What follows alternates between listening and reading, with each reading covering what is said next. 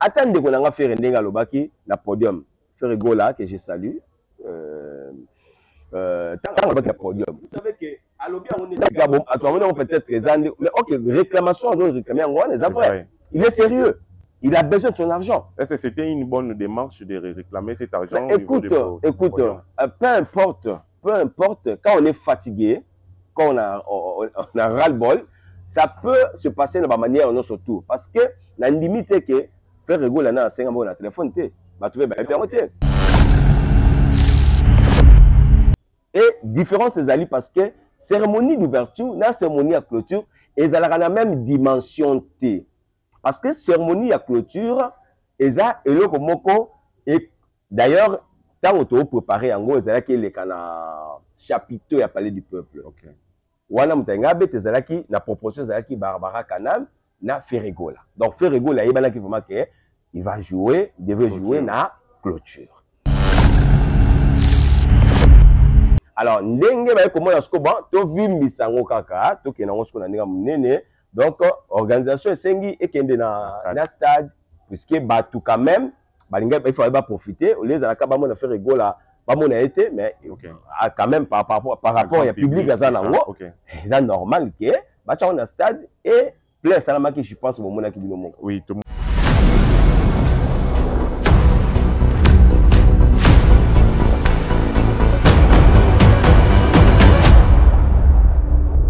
Saviez-vous que le multimédia englobe les sons, les textes et les images sur un même support pour faciliter la compréhension d'un contenu audiovisuel? 6e édition des formations professionnelles à Tout Facile Studio, une société cinématographique de communication et multimédia, organise une série de formations pour développer vos compétences et devenir plus professionnel. Dans la réalisation, nous avons la réalisation du cinéma. Action. La prise de vue, l'actorat, tu quittes là, au lieu, tu viens te mettre. Live recording, le maquillage effets spéciaux. Pour le montage vidéo, nous avons le Premiere Pro, After Effects. Ce n'est pas encore fini. Dans les designs graphiques, nous possédons la photographie, le Photoshop et l'Illustrator. En musique, nous possédons la guitare, le piano ainsi que la voix. En audio, nous avons la prise de son studio et le son cinéma. Pour plus de précisions, veuillez nous contacter au numéro ci-après.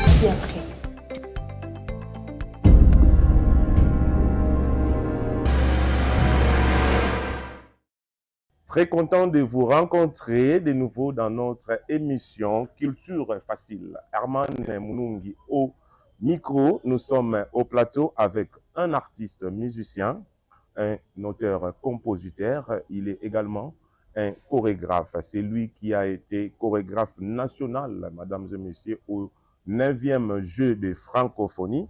Puis il a presté aussi à la cérémonie de fermeture dans les groupes de tambour Kinshasa. Il s'appelle Eddie Moyo. Bonjour, Ya Eddie. Bonjour, ça va? Comment vous allez? Oui, ça va bien. Vous-même? Ah, qui m'est allé Eddie. Tout ce pays qui est na plateau Nabiso. Merci. En tout cas, soyez le bienvenu, Ya Eddie. Merci beaucoup. Ben, Ya Eddie, lobby, tout le monde qui est na marche. Aux qui na marche, na ba rue à Kinshasa, notamment na boulevard. Aux qui na bande comme mususu wapi bo travailler qui na bango. Na 9e jeu de francophonie. Est-ce que tu peux exactement vous qui réclamer na kati ya marche wana ya Eddie? D'abord na pesimbote na ba nyonso bazolanda biso. Donc merci na Tout Facile Studio.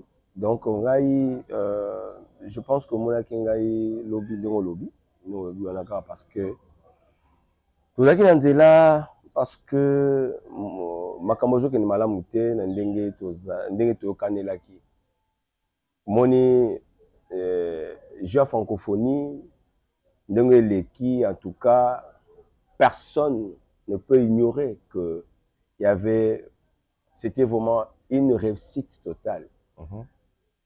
Monde entier l'ont suivi parce que les événements ont été qui RDC n'a une autre dimension. Vous savez, avant 10 jours, pendant 10 jours, après, Tilelo, Sobazolobela, RDC, puis la caméra non surtout, ils allaient qui braquer la RDC. Et sur ce, j'ai dit vraiment félicitations au président de la République, avec beaucoup de respect, Fachi Beton, pour la molende, pour la volonté, pour bolingo, pour ma casse surtout pour que j'ai eu cause sika. Kasi ya dit yo okumisi o remercier au PC détail ya makamino sonde de se déroulaki.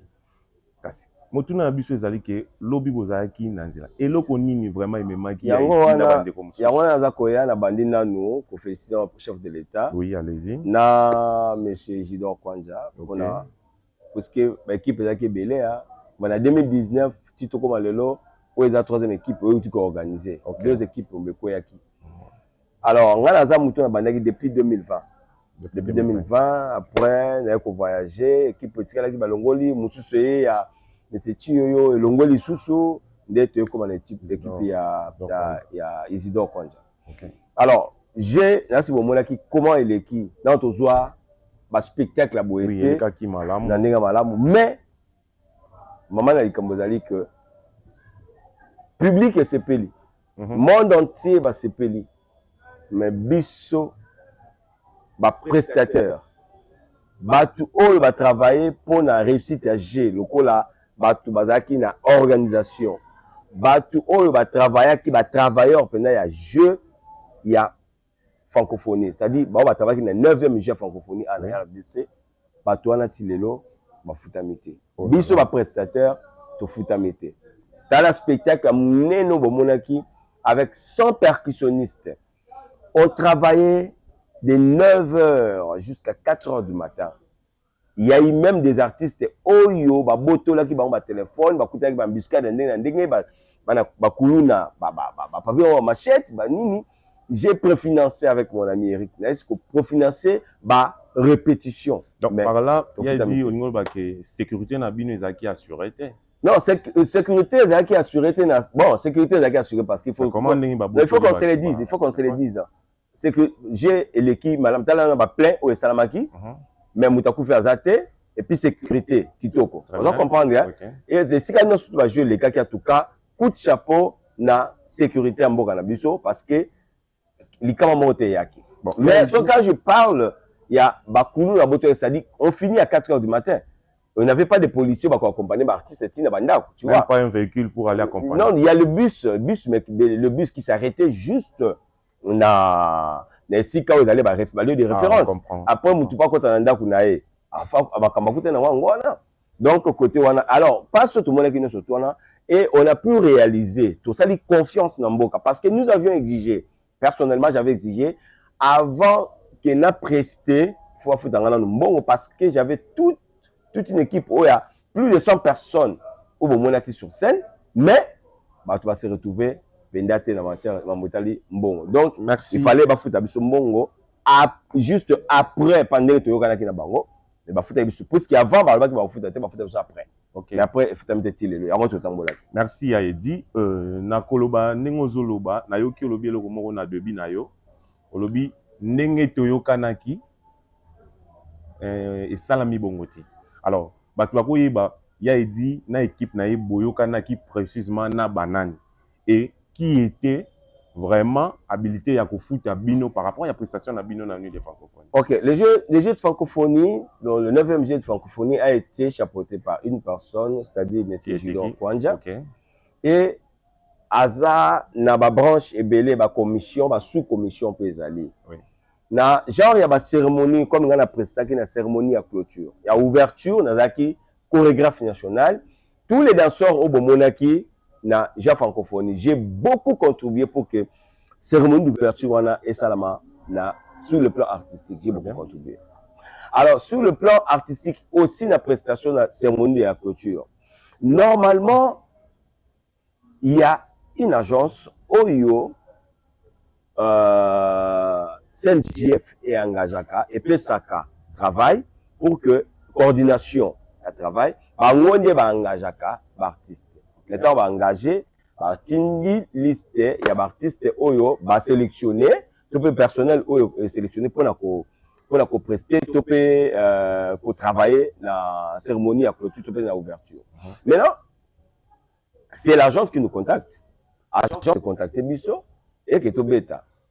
Bisso en contact, non, mais c'est l'agence qui gère. Oui. Parce que le moment qu'il y a des ordres d'été. Et quand il y a c'est pas, ça c'est dit des ordres, ça ne passe pas comme ça. Donc ça se passe, il y a quelqu'un qui coordonne, comme la clôture, il y a qui agence Credo, il y a Aminanga Eric Ness que je salue. Donc moi on va là-bas tout, à Bounanaki, pour ça là. Mais sauf que, à moyen, il fallait tirer pour pas faire ça. Bisso, ce que tu as Eric Nice. Eric Nice, a l'andi, dans sa dit, tu as dit Credo. Credo, a l'andi numéro 1. Il y a CNGF. Numéro 1, CNGF, a l'obbi, ok, na moni metalanga imbongo déjà. Il est numéro 1, elle a dit pour le chef de l'État. Okay. Le chef de l'État a signé signature. Abi, bon, ça bon. Problème, il est quitté par le Premier ministre.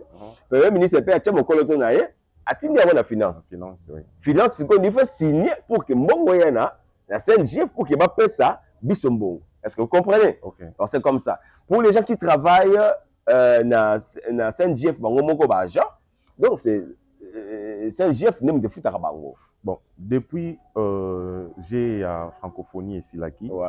Ça fait au moins déjà 2 mois. Ouais. Alors pourquoi vous avez choisi seulement cette période ici, ces temps ici précis pour que vous manifestez? Ouais, parce que tu vois qu'on manifester, vous savez quoi? Il faut mutu oyo moto. Qu'on signe contrat, mais aussi mutu ce qui a zana mi ko se respecter. Ata vous signer contrat, a combien bon bana mi pe kaka pour amesane ko bebana. On se comprend. Biso to sali confiance na mboka. Parce que tant que tu exiges na bi avant to beta, il faut bon. Vous savez? Et non, il dit qu'on bang la yoté, l'argent est là parce que j'avais vu. Donc contrat Zagi verbal. Non, contrat Zali, mais pour mes alliés, il y a basé sur la confiance. Oui, non, vous savez, vous pouvez signer. Okay. Mais pour un respect, il y a paiement. Hein? Tu me diras pas qu'il fait signer un contrat. On va arriver là-bas. Non, pour dire que même si contrat Zali, mais mutu akoko batumsu yo futa bango nyongo na bango signer contrat bo bengi bango ka parole na yo no pesi ni contrat par exemple non signer tout et combien de fois que zo ko honorer ko futa nyongo ya mutu sans ko signer contrat on a ki bo moto non alors pourquoi pas aussi so ko signer contrat non pour dire que so ko signer contrat na mutu c'est ko respectons bien. Alors nous avions fait confiance à nos autorités parce que et dit on vous garantit que votre argent est là. On a fait confiance à nos autorités. Maintenant, ce qu'on a récolté, ce n'est pas ça.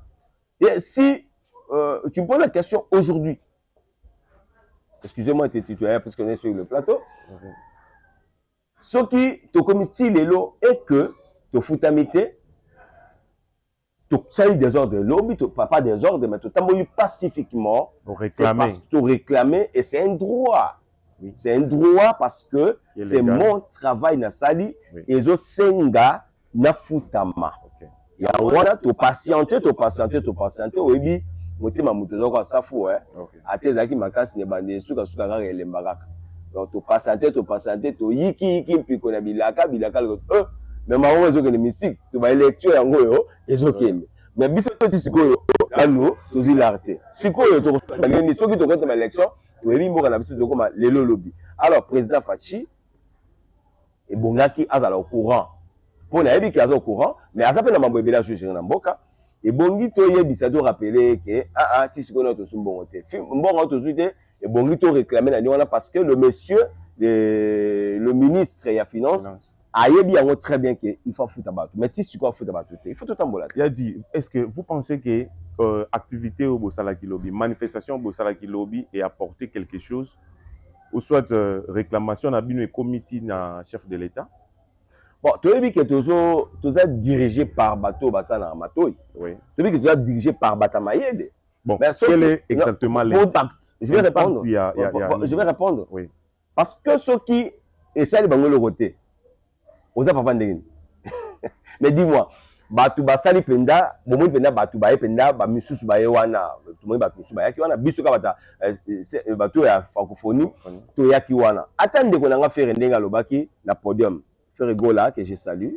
Tant que podium. Vous savez que à l'objet, on est peut-être très mais ok, réclamation, on doit réclamer en les affaires. Il est sérieux.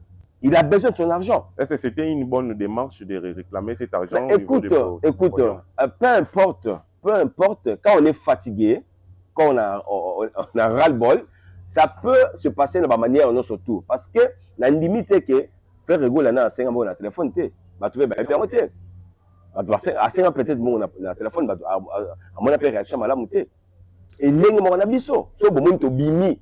Parce que, na se, ko se, ngambo, na ndenga se, zo, kanate. Alors, mon client, parce que le Japon pense que même ma famille n'a biso, bazo, quand ça que, tout ça, déjà, bon, n'est-ce pas, na même, va te belé la cima. Vraiment. Va te belé, bah, ça, bah, après, ça, ngambo, on a lien. Allez, j'ai appelé des artistes, venant, venez marchand. Bon, on a Kenya, là, bon côté. Voilà, c'est une façon, il y a, nakoka aussi, ngai moko, écoute la ngai, puisque marche, il y a lobby, et bandek depuis mardi, hein. Ah oui, mais ceux qui battent, continuent à quitter, c'est que tout ça n'a pas tout été. On ne peut pas voir les gens sans cœur, na tête à l'État, ils ont un sens. Le président Fatia Saïd Moussala Nae, après Simbongo, finance n'est signé, pour payer ça, CNGF Mbongo, va foutre à biso, va salaire à Batou, va arriérer à Batou, va foutre à payer, va prestataire. C'est ça, c'est normal. Merci beaucoup, Yaïdi. Nalinga ina tunaboye. Nakolo kayo, olobi que Bosalaki, ba démarche à CC, ba appel, ba coup de fil, nyon tout pour nakoluka. Comment est-ce que Boriko Zambon na bino? Ça, c'est ce qui est bien. Mais est-ce que Boriko yebisa biso exactement avant de se manifester? Ba démarche nini précisément Bosalaki, ba porte nini o bino bobetaki pour que ba pesa bino mbongo wana. Et en plus, tonya toyeba. Est-ce que c'est normal? Mbongo wango bo signaki contrat et comment ya Rolanda le roi nyongo? Non, tu connais ça. Ah, hein? Moi, ça m'a déjà arrivé une fois. J'organise le festival Bonel est là. J'ai fait signer les gens le contrat. Oui. Mais après, partenaire, on a appelé ça un bongo. Après, c'est un jour où il y a qui. Mais comme il a signé des contrats là-bas, j'ai appelé les gens. Je les ai dit, voilà, tout ce contrat là-bas. On fout à bino, mais le gars va foutre les lotés. Tous est là, telle date, on fout à bino. C'est comme ça se passe. Donc, moutouana, tongi, to banana, to bon, c'est à l'amiable. Vous comprenez? Parce que ceux qui n'ont comme et que le couteau, il sera les mis à porter la justice, pour ça, à comme la justice, parce qu'il y a un contrat. Vous comprenez? N'engue moi on a biso de Kenya. Oh, ils ont les l'État, j'ai francophonie. Voilà, démarche ça moulaï. Quand n'engue bandara la réunion, ok, on veut organiser la cérémonie, il y a clôture. Ok, agence, ni tout bien ça. Agence c'est. Est-ce que vous comprenez? Démarche n'engue bandaka. Numéro 1. Chef de l'État, bon, tu dois organiser, clôture les années, chef de l'État, ok, ça va, ça va, ok, et ça là, bengi agence, agence est, tant l'agence est, vous bandez des démarches, agence au proposé de Sony, agence a sali, abandi ko artiste, topé ba personnel, ba oyo ba koki ko rendre vision na yé, topé ko réaliser activité, ndenge ko zale là. Donc, abandi ko invité bato. Invité boyo kana bato, boyo kana bato, kana signé. Après il y a qui a ebisiti. Donc on a signé mutubo, dans une mutubo, dans une mutubo. Artiste boya ko beta boye particularité na ezali boye. Il fait rigole pour talakaka yé bonga beta pona boye. C'est comme ça se passe. Alors, si koyo tant au moni pour écoutez, je répète que le jeu de francophonie, un jeu de la francophonie, le 9e génie autour de la Bissawa, et c'est là qui est le moukété. C'est-à-dire, ce qui est les gars qui m'a bé. Est-ce que vous comprenez? Ce qui est les gars qui m'a bé, tu as bétail devant un chef de l'État, le numéro 1 de la République. Et devant même le président. Donc, là, il y a na maman Denise. On comprend. À part ça, Premier ministre, Donc gouvernement non surtout ezalaki wana. Mais comment misusu prestaki bazoko se plaindre pour na mbongo te, mais il y a un groupe bino bobimi pour nini ba fouti ba misusu ba fouti bango. Bon na côté na terme ba prestataire na journée à clôture. Non na clôture ngana koyanga mokote. Na je koyanga mokote. Eza matanga te. Mais moi j'ai attendu Bill Clinton a dit qu'on lui a payé Fally Poupa. Non, Bill Clinton, Fally Poupa, tozalaki na bango na ouverture, cérémonie d'ouverture. Là, c'était organisé par une autre agence qui n'a rien à voir. Il y a clôture. Ah, Vivendi. Non, Vivendi. Ok, ça c'est quelque chose que les gens doivent savoir. Ngai nazalaki chorégraphe national. Okay. Tous les danseurs, bomonaki na cérémonie, il y a ouverture. Okay. C'est un gros spectacle au Nambo Kanabiso. Oui, c'était vraiment magnifique. On a vu. Sur le plan artistique et tout. Là-bas, il n'y a pas de problème. En tout cas, pas de problème. Okay. Alors, parce que le spectacle de la cérémonie d'ouverture a été confié par l'agence, par Vivendi. Okay. Mais ce n'est pas Vivendi qui avait engagé les artistes. Oh là là. C'est-à-dire... On revient encore avec cette histoire. Ouais. Donc, on peut notamment dire maintenant que Gauthier avait raison de dire que Vivendi n'avait pas signé un contrat avec Fally. Alors là, je ne veux pas entrer dans ces polémiques. Je ne suis pas quelqu'un à côté de la polémique. Je vais juste... Non, là, je suis par rapport à la lumière que je suis en train juste d'éclaircir les choses. L'opinion publique. Je vais juste éclaircir les choses. Okay. D'accord? On a Nazaki chorégraphe national. Oui. J'ai eu le spectacle le 12 juin. Un spectacle Ndenge Komama le 12 juin par la coordonnatrice Anna, na directrice artistique qui travaillait dans quelle structure? Bango Bazali Batwa Lip Créatif. C'est-à-dire quoi? Okay. Vivendi a gagné marché, il y a cérémonie d'ouverture. CNJF et PCA font budget aux Zalaki pour la organisation de la cérémonie d'ouverture. PCA Vivendi. Mais ce n'est pas Vivendi qui met en œuvre le spectacle. Okay. C'est-à-dire, il y a une agence Oyo va travailler en sous-traitance na Vivendi. Et cette agence s'appelle Lip Créatif, qui est dirigée par Fabien et Rochan. Donc par là, ce sont des Français. On peut noter que c'est cette agence-là qui vous a aidé à signer les contrats pour l'ouverture, pas Vivendi. Non, Vivendi n'engage pas. Excuse-moi, hein. La ligne qui une question, Fally a signé qui non, même pas de Fally, mais c'est une actualité. On doit quand même informer. Ce que je suis en train de dire, oui, c'est ça la réalité. Okay. Vivendi, ce n'est pas Vivendi qui engage. Mais vous aussi, vous étiez à l'ouverture. On peut dire que vous étiez aussi payé pour la cérémonie de l'ouverture. Oui, mais d'ailleurs, c'est moi qui avais géré le fonds. Là, vous avez aussi bien payé. Non, là, on avait... C'est-à-dire, je te dis, non, oui. Tous les artistes, Oyo, danseurs, Nyon, Sobayaki. Bon, mon aki na spectacle, maman Wendy, téléphone, tout le monde qui wana. Même danseurs, on va accompagner à part. Danseur, il a fallu. Mais on a vu ça à l'attaque Léopard Wana. Oui, voilà, avec vous. Assistant Nangaï. Mais il y a une ouverture. Il y a une ouverture. Vous avez seulement accompagné ou bien? Non, c'est un artiste. Ah, donc. Artiste, Bazaki 4 nakati ya Léopard Wana. Nakati ya Léopard va 4.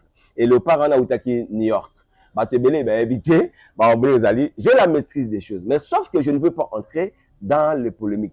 La polémique, Fally, non, nous sommes pas pour les polémiques. Donc, on a eu la Zoé Bisabatou que différence est entre ouverture et clôture. Okay. Ouverture est gérée par l'agence Lip Créatif. Société Yana, il y a Ronde Moutou et qui est engagé qui bat tout au monaki spectacle, c'est mon d'ouverture. Tous les spectacles. Quand on a tout naki artiste ni nango a copresté nabiso parmi artiste na ouverture OK attendre la kinga kombo ya Fally Poupa et quand on répétait Fally Poupa n'était pas au pays il y a ça qui n'a voyage donc on répétait avec ses musiciens et ses danseurs Bah danse un peu comme à bongo parce que tu as ma chorégraphe moi belé. Nga za chorégraphe national. Mais il y avait aussi donc on a qui éléphant chorégraphe na Wazalaki. Donc on a qui papon ba ndeke wana chorégraphe na Wazalaki.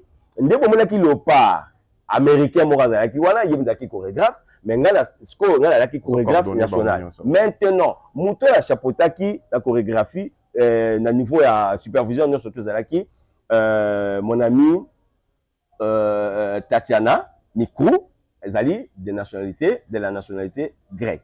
Yende mutu a chapotaki. Dans ce bambato monaki tant azola que ça fali sa micro et tout parce que ngai na travailler na direct. C'est-à-dire collaborateur est direct et ngai. Alors, sikoyo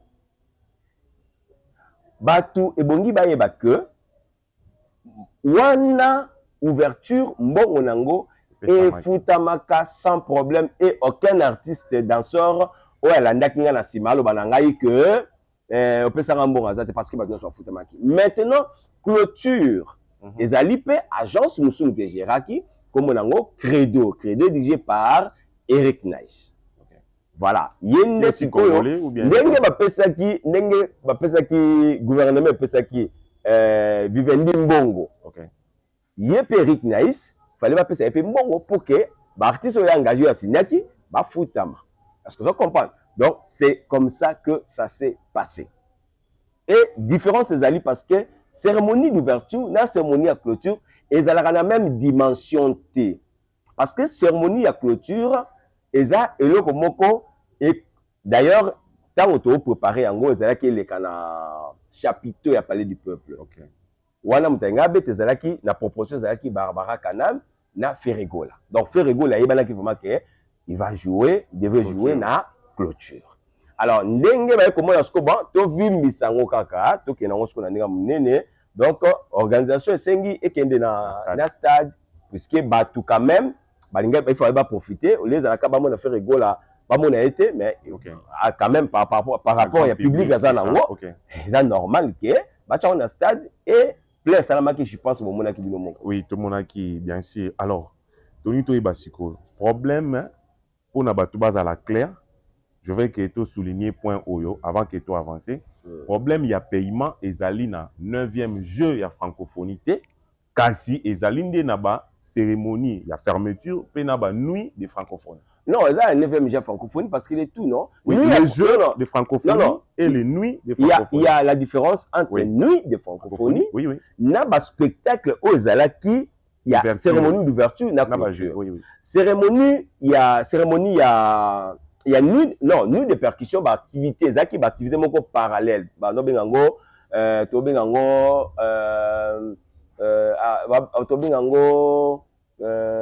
attends mon terme koya parce que ndaki naza quand même na organisation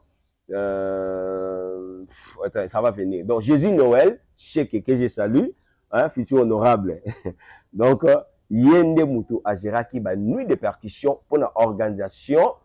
Il y a un spectacle Oyoya Libanda qui n'avait rien à voir. Donc, il y a francophonie, mais c'était les nuits. Donc, différence entre clôture, où il y a activité moussoussou, et puis ouverture. Il y a activité périphérique. Donc, il y a un cadre d'animation périphérique, nuit de percussion. Nuit de la francophonie est organisée par Hypoxie est dirigé par Jésus Noël Cheke. Mais donc, si je vous pose cette question, parce que Ferrego là, quand il plaidait, il a beaucoup plus parlé que il a presté dans un stade, il a aussi presté dans palais du peuple. Donc il parlait pour ces deux prestations. Ouais. Donc, non seulement batu oyo artistes oyo presta qui na fermeture ne sont pas payés, mais aussi artistes oyo presta qui na palais du peuple. Donc c'est ça. Alors jusque là, oui, je dis ceci. Ngai nazoloba parce que la nuit à francophonie, normalement on devrait jouer moi pasteur Moïse Mbiye, hein, la réserve de l'Éternel que je salue, tu ngotobeta ngai pasteur Moïse Mbiye na Fali Fali a décliné le concert. Oui. Et quand il a fait rigole, il fallait jouer. Presse. Donc, moi j'avais signé, d'un côté, il y a nuit de francophonie, parce qu'il fallait mettre la clôture. Et dans la bande, on a parlé du peuple, et puis on a construit que c'est un stade. Il a dit qu'on fait rigole là, à bande dans un stade, à ce que ça n'a parlé du peuple. Okay. On doit comprendre. Alors, nous surtout, ils ont un cadre à jeu à francophonie, mais sauf que l'activité est différente. C'est-à-dire qu'on est organisateur moko, c'est M. Isidore Kwanja. Sauf que l'activité est séparée. Ils sont séparés. On doit comprendre. Il y a clôture, et ça est là comme moko, et ça partout. Donc, c'est-à-dire partout, j'ai Rosala. Il y a ouverture, la clôture. On doit comprendre. La clôture, ça la passation, il y a drapeau, il y a le prochain pays organisateur. La clôture. Il y a une activité moussous. Normalement, ça va bien en clôture et gala. C'est ça ma bongo. Maintenant, na oyo, ceux qui artistes à Betaki, na stade, na cadre de clôture, ceux qui peuvent Betaki, na nuit à francophonie, na deux cachets, ça c'est sûr. Baswa Kimbong. Oh, mais il y a un qui fera le bas. Est-ce qu'on peut citer, par exemple, Maître Gims qui a pressé? Maître Gims a été la clôture. Non, non, je parle, il y a nuit. Oui, il y a Betaki na nuit, mais Zaki na. Est-ce qu'il a été aussi payé ou bien il est aussi parmi les gens lui, je ne connais pas son contrat, mais sauf que Maître Gims, Maître Bissou, prestataire, il y a clôture. Oui. Ce qu'on toujours réclamé. Si on a Betaki les 5, hein, les 4, voilà ça, mais il y a dit que Batunion surtout, on va Betaki les 5, ah, ok. Ouais. Il y a des abongos. Alors, artiste d'Aébi qui aux Aladi vraiment depuis le début jusqu'à la fin, il y a l'activité Nyon surtout Yagé francophonie. Alors, avec toutes ces réalités où il est qui est-ce que aujourd'hui quand on a biso quelques avantages à 3, 4 ou 5 avantages au 9e jeu à francophonie et apporté pour la RDC? D'accord. D'abord, visibilité. Il y a image, il y a RDC. Okay. Et sur le plan diplomatique, ça joue aussi. Ah oui, ça joue aussi parce que déjà, RDC, tu es bien en premier pays francophone. Parce qu'en termes, il y a nombre plus superficiel. Il y a bon nombre de population. Et troisième, sur le plan économique, tel, écoute, c'est un bon. Maman maraîchère, et sur le plan culturel, il y a eu des échanges. Oh, tu y es bien que batebele to lo ba na to mona ba jabo été hein ba jabo nante to mona ba TV na pays bususu. On doit comprendre mais na pays na biso to mona ngo to vivre ngo et puis population va bénéficier de loko moko oyo ba ne ko mona eleka ba yoka na ba sounding elekaka na ba TV. Par exemple, spectacle à Boeing et l'équipe. Non, mais il y a eu débordement. Il y a Kosaranate, quand ça nous stade de Sandy Batou. Si quand surtout Oyo, j'ai organisé. Même parler du peuple. Même parler du peuple et sans Zaki Batou. On doit comprendre. Pour la première fois, spectacle, Batou va comme continuer un message que Boye Batou va aller susciter. On doit comprendre. Alors, ce qui totalise sous ce côté, à côté à l'aigle. On comprend pour la 5e point au bas, l'aigle. L'aigle, dans le sens nini, le stade est à réhabiliter. Tout comme le stade, le terrain où il y a basket professionnel. Tout le monde a un banda, tout le monde a un biso. Ça, c'est très bien, ça c'est très bien. Bon, si vous avez un point négatif. Un point négatif. La jeu francophonie, 9e édition. Bon, en tout cas, il faut qu'on se le dise. Oui. Déjà, francophonie, Oyo, Obi est comme si tu trop. Parce que Zaki est Kendezonga. Zaki est Kozalate, Kozalate. Oh, mon boulot Kozala. Oh, et Kokende na Rwanda. Oh, et Kokende. Mais en tout cas, chef de l'État, coup de chapeau. Oyo, a tellement équipé, Aza Kokende ko vérifier, bah, travaux dans les cas.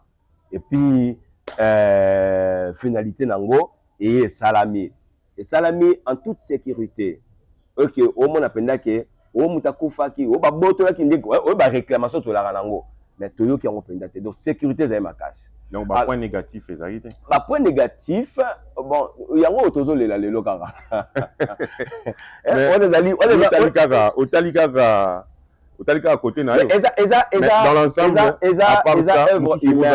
œuvre humaine. Oui. Donc, aux gens ont faillité, aux allés à Mickey, mais c'est pas vraiment remarquable. Il faut tout à la côté positif. Vraiment.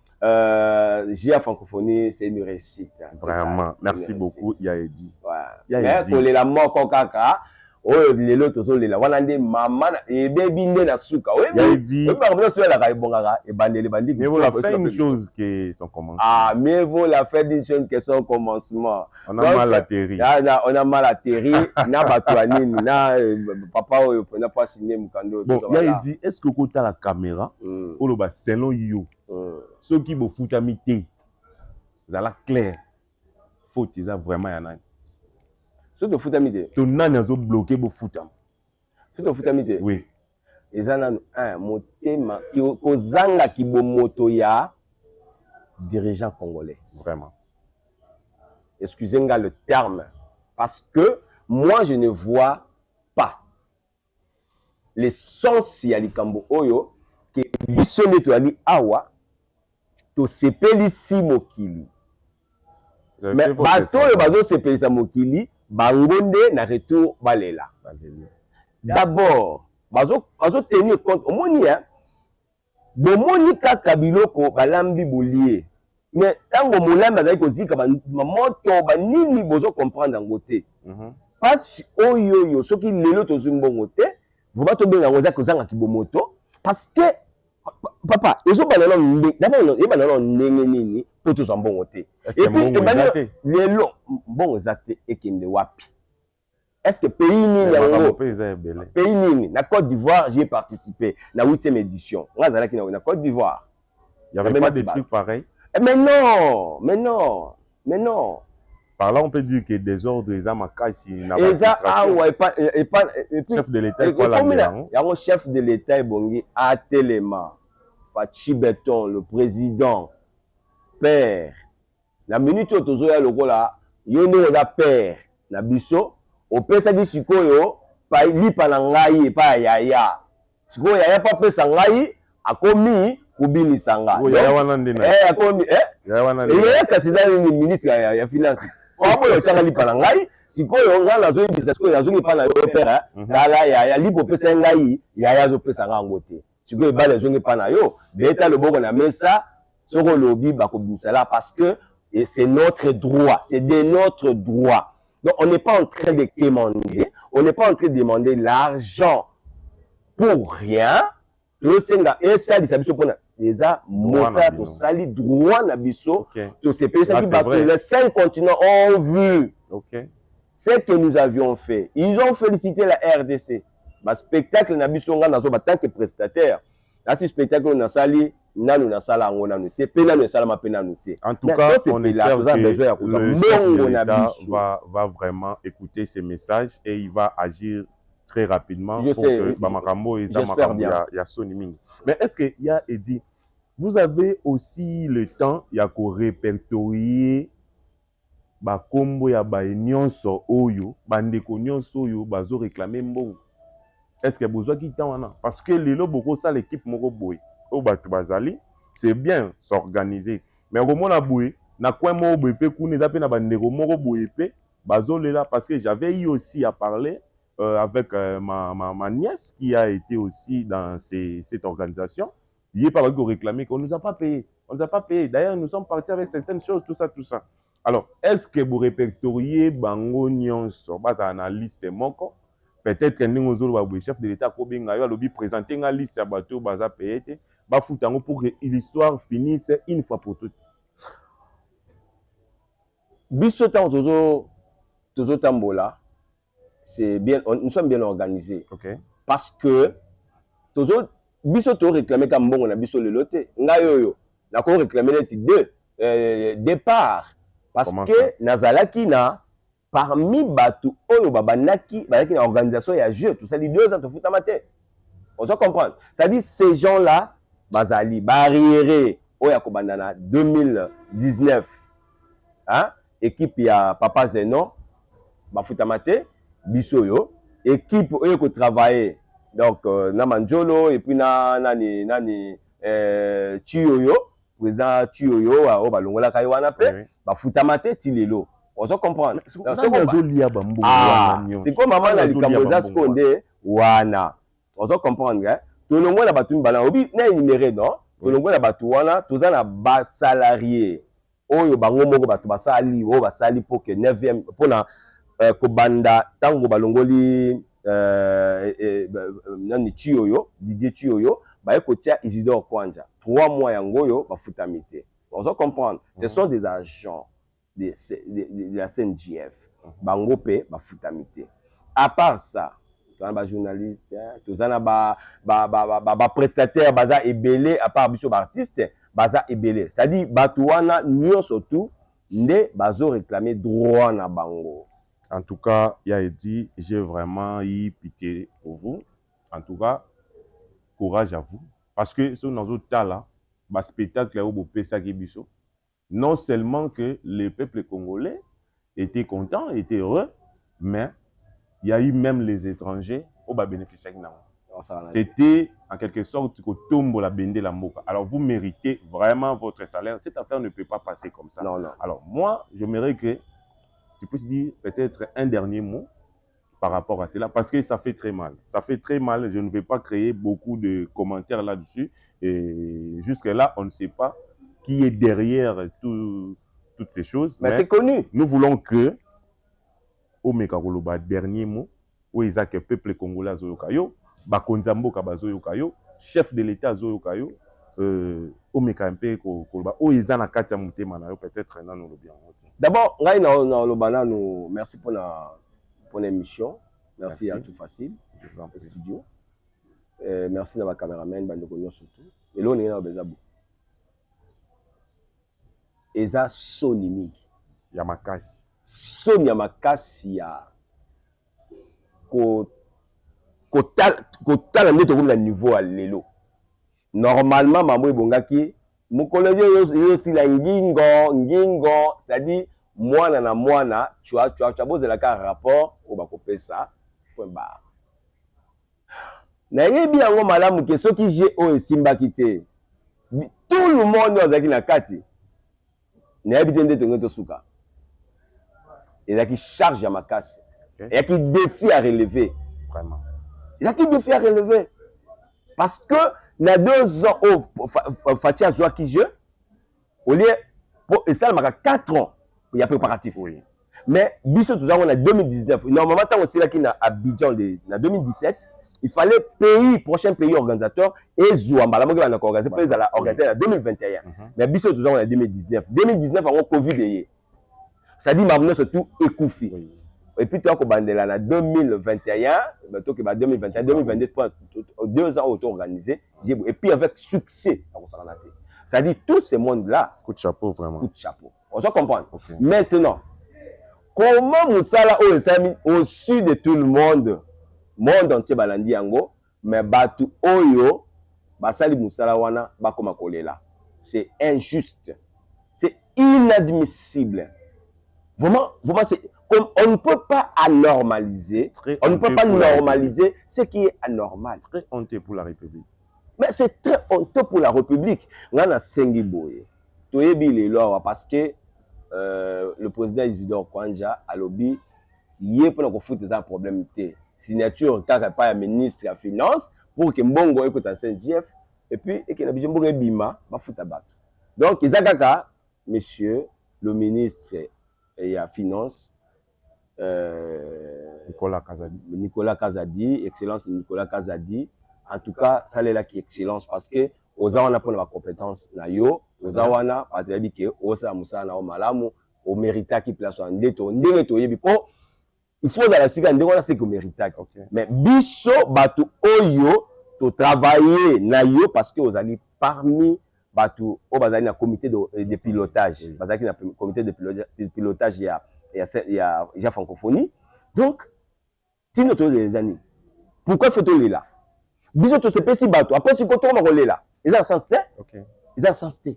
Donc, tu as besoin vraiment, Makambo, tous les gens qui ont bisous, na bateau va se retrouver.